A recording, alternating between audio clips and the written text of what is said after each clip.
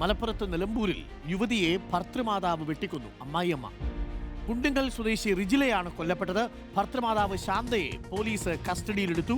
Zonal കൃഷ്ണയുടെ കൂടുതൽ വിവരങ്ങളുമായി. സോണൽ കൃഷ്ണ, മരുമകളെ അമ്മായിയമ്മ വെട്ടിക്കൊന്നു, എന്താണ് സംഭവിച്ചത്? അരുൺകുമാർ, മോർണിംഗ് ഇന്ന് പുലർച്ചെയോടെയാണ് ഈ സംഭവം നടന്നിട്ടുള്ളത്. നിലമ്പൂർ കരുളായിലാണ് ഈ സംഭവം ഉണ്ടായിട്ടുള്ളത്. അതായത് തൻ്റെ മരുമകളെ, റിജില എന്ന് പറയുന്ന 30 വയസ്സ് മാത്രം പ്രായം വരുന്ന മരുമകളെ 70 വയസ്സുകാരിയായിട്ടുള്ള ഭർത്തൃമാതാവ്, അതായത് അമ്മായി അമ്മ വെട്ടിക്കൊലപ്പെടുത്തുകയായിരുന്നു. 70 വയസ്സാണ് ഈ പ്രതിയായിട്ടുള്ള ശാന്ത എന്ന് പറയുന്ന അമ്മായി അമ്മയ്ക്ക് പ്രായമുള്ളത്. ചെറിയ തർക്കങ്ങൾ, അതായത് കുടുംബ വഴക്ക് കാരണമാണ് ഈ ആക്രമണം ഉണ്ടായിട്ടുള്ളത് എന്നാണ് നമുക്കറിയാൻ കഴിയുന്നത്. കഴുത്തിനാണ് ഗുരുതരമായി പരിക്കേറ്റിരുന്നത്. ഉടൻ തന്നെ ആശുപത്രിയിൽ എത്തിച്ചെങ്കിലും പക്ഷേ ആ ജീവൻ രക്ഷിക്കാൻ കഴിഞ്ഞില്ല എന്നുള്ളതാണ് ആ പരിസര പ്രദേശത്തുള്ള ആളുകളൊക്കെ തന്നെ പറയുന്നത്. രാവിലെ ഇവരുടെ ഭർത്താവ് ജോലിക്ക് പോയതായിരുന്നു, ഓട്ടോ ഡ്രൈവറാണ്.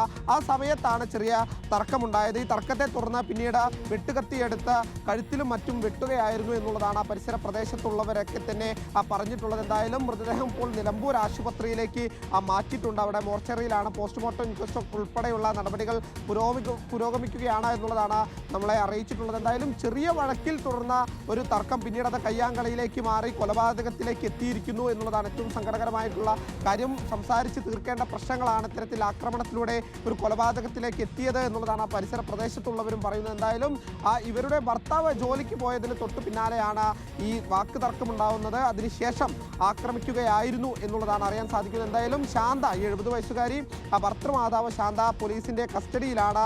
ഉടൻ തന്നെ അറസ്റ്റ് ഉൾപ്പെടെയുള്ളവ രേഖപ്പെടുത്തും എന്നുള്ളതാണ് പോലീസും വ്യക്തമാകുന്നത്. എന്തായാലും സങ്കടകരമായിട്ടുള്ള കാര്യമാണ് അന്ന് രാവിലെ തന്നെ നമുക്ക് ലഭിച്ചിട്ടുള്ളത്.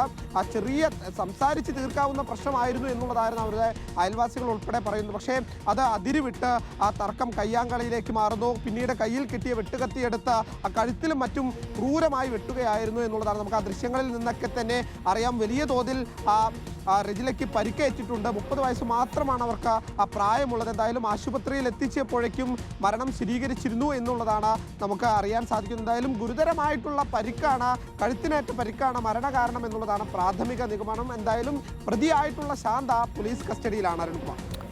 ഓക്കെ, സോണലാണ് വിവരങ്ങൾ നൽകിയത്. വളരെ ഞെട്ടിക്കുന്ന വിവരമാണ് വരുന്നത്. ഭർത്തൃമാതാവിന്, അതെ, ഭർത്തൃമാതാവ് എന്ന് പറഞ്ഞാൽ നമ്മുടെ നാട്ടിലെ അമ്മായിയമ്മയ്ക്ക് 70 വയസ്സുണ്ട്, മരുമകൾക്ക് 30 വയസ്സ്. 70 വയസ്സുള്ള അമ്മായിയമ്മ 30 വയസ്സുള്ള മരുമകളെ വെട്ടിക്കൊന്നു എന്നുള്ളതാണ്. പ്രിയപ്പെട്ട മരുമകൾമാരുടെ പ്രത്യേക ശ്രദ്ധയ്ക്ക് അമ്മായിയമ്മമാരൊക്കെ ഉണ്ടെങ്കിൽ അവർ ചില കാര്യങ്ങളൊക്കെ ചോദിക്കും.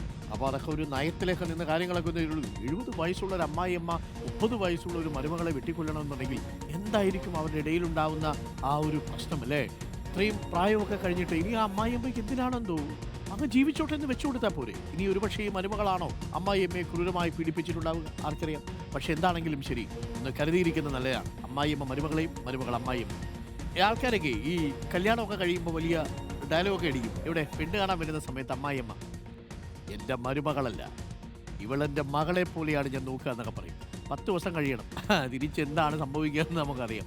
ഇതൊക്കെയാണ് മിക്കവാറും ആൾക്കാരൊക്കെ വീട്ടിലൊക്കെ നടക്കുന്ന ഒരു പരിപാടി. പക്ഷേ പുതിയ തലമുറയിലെ പിള്ളേരൊക്കെ കുറച്ചുകൂടിയൊക്കെ ബോൾഡാണ്. ഈ അമ്മായിമ്മമാരോട് പറയാനുള്ളത്, പിള്ളേർ പോയി അങ്ങ് ജീവിച്ചോട്ടെന്ന് വെച്ച് കൊടുത്തേക്കുക. ഒരു കാരണവശാലും അവരുടെ ജീവിതത്തിന് പിന്നാലെ പോകരുത്. അങ്ങനെ നിങ്ങളുടെ ജീവിതം നിങ്ങൾ ഉഷാറായിട്ട് ജീവിച്ചു തീർത്തുള്ളൂ, അവരുടെ ജീവിതം അവർ ജീവിച്ചു തീർത്തു കൊടുക്കുക. ഇല്ലെങ്കിൽ അതുണ്ടാക്കുന്ന സങ്കടങ്ങളെ പറഞ്ഞാൽ തീരില്ല.